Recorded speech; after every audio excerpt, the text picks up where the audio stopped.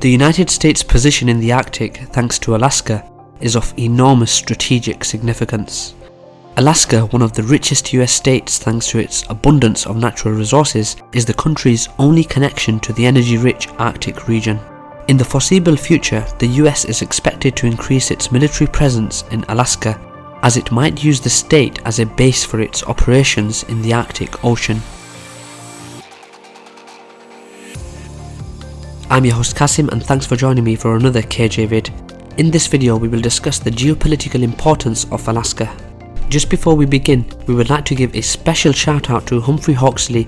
Hawksley is the author of 2 thrillers of the Rake Ozena series, which are set at each end of the Northern Sea passages, Man on Ice right on the US-Russian border and Man on Edge in northern Norway in the Russian bastion of defence. The books are a must-read to learn about the potential type of scenarios that could occur if a clash occurred over the Arctic. You can buy a copy of the books on www.manonice.co.uk. We strongly recommend them and can promise you will not be disappointed.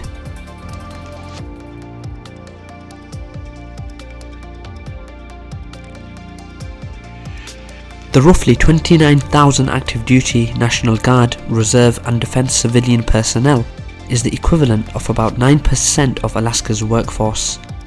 The military plays a major role in the state. It is expected that Alaska will soon boast the largest concentration of the US 5th generation military aircraft on the planet.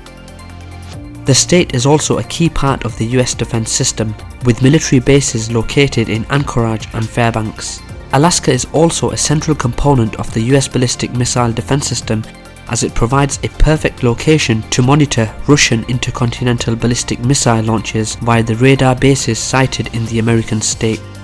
Billy Mitchell, a United States Army general who is regarded as the father of the United States Air Force, in 1935 told the US Congress that Alaska is the most important strategic place in the world.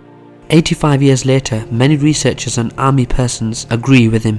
According to Air Force General Paul Hester, the Pacific arena is critical for the next 100 years. If I need F-22s somewhere deep in the Pacific, I can get there the fastest from Alaska. If I need them in Europe, they go right across the pole and jump into Europe. And in the Middle East, if they're needed there, I can get them there, said General Hester, who was the commander of Pacific Air Forces and Air Component Commander for the US Pacific Command from July 2004 to November 2007. Apart from the geostrategic, Alaska also has a high geoeconomic significance for the United States. It has vast amounts of natural resources such as petroleum, gold, natural gas, zinc, as well as large coal reserves. Petroleum production peaked in the 1990s and has been steadily decreasing since then. Alaska's potential oil reserves are still very large. However, attempts to drill for petroleum along the Beaufort Sea coast of the Arctic National Wildlife Refuge, as well as in the National Petroleum Reserve, has been met with continuing environmental opposition. It is feared that oil exploration in the region could require energy companies to use water from the area's limited supplies and result in a loss of habitat for wildlife. The heavy use of machinery could also cause additional injuries and the deaths of wildlife due to collisions. In spite of that, the state of Alaska has collected $157 billion in today's dollars from oil since 1959. The petroleum industry supports 1/3 of all Alaska jobs, and even with falling production, the state estimates 90% of its revenue will continue to come from the oil and gas industry. It is estimated that 13% of the undiscovered oil and 30% of the gas worldwide is in the region, along with a host of other resources such as water. Alaska's waters are believed to contain more than 30% of the nation's known recoverable offshore resources. According to Sean Clifton, Policy and Program Specialist at the Alaskan Department of Natural Resources Oil and Gas Division, the future of oil in Alaska is bright as there are significant new discoveries on the North Slope, and they are expected to come into production in the next few years. Oil continues to be Alaska's most important resource and remains an inexpensive, abundant form of portable energy which continues to be highly valued by world markets.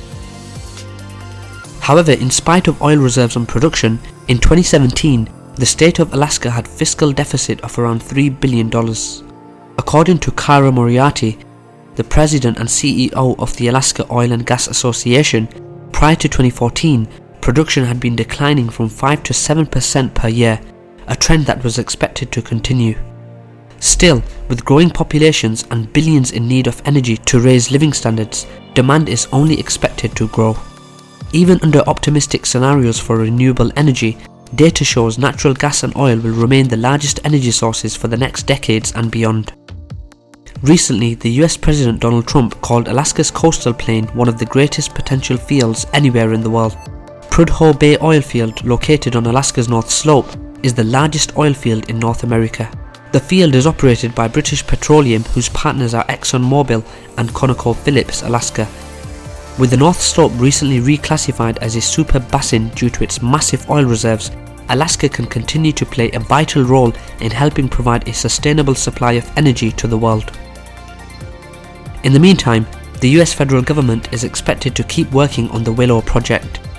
Once developed, the project would add an estimated 130,000 barrels per day into the Trans-Alaska Oil Pipeline and bring billions of investment dollars to the state. That would be a notable boost, since in 2019, an average daily throughput down the Trans-Alaska Pipeline has been just over 500,000 barrels per day.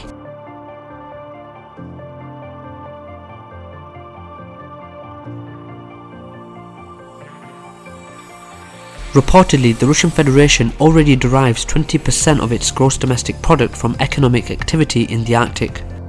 Alaska's economy depends on a thriving oil and gas industry, and if Russia had not sold this territory to the United States, it could have had not only more income, but also a strategically important huge piece of land. There are many theories that are trying to explain why Russia sold Alaska to the United States. The most common one is that Alaska was difficult to defend and Russia was short on cash due to the costs of the war in Crimea. On March 30th, 1867, the US Secretary of State William Seward and Russian envoy Baron Eduard de Stockel signed the Treaty of Secession. Tsar Alexander II had ceded Alaska to the United States for $7.2 million, the sum amounting to just $113 million in today's dollars. From today's perspective, that was a grave mistake. At the time, however, from the Russian point of view, the deal made a lot of sense. In Alaska, the Americans foresaw a potential for gold, fur and fisheries, as well as more trade with China and Japan.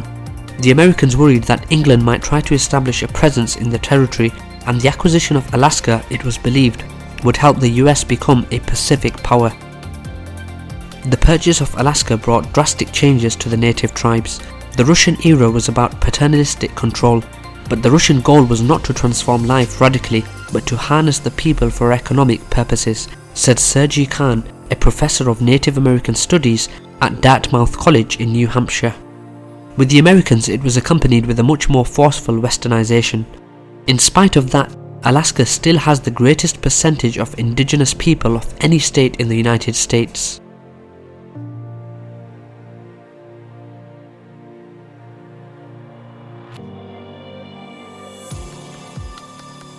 Alaska is by far the largest state in the United States with only 700,000 inhabitants, almost all located on the south coast. In the foreseeable future, this region might play a significant role.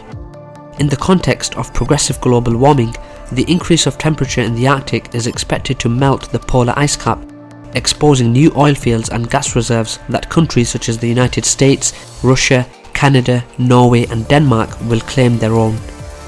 From that perspective, Alaska is an extremely important place for control of this energy-rich area. After all, energy is the key to Alaska's future. That's all for today guys, thanks for watching another KJ vid. We hope you enjoyed the video and would love to hear your thoughts in the comments below, especially if you are from Alaska.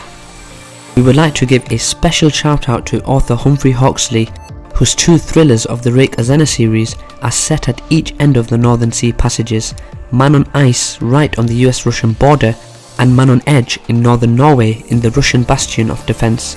We strongly recommend you buy a copy of this book, which is hugely entertaining, full of suspense and has had some fantastic reviews. You can buy the books on www.manonice.co.uk. Thanks for watching again and see you next time.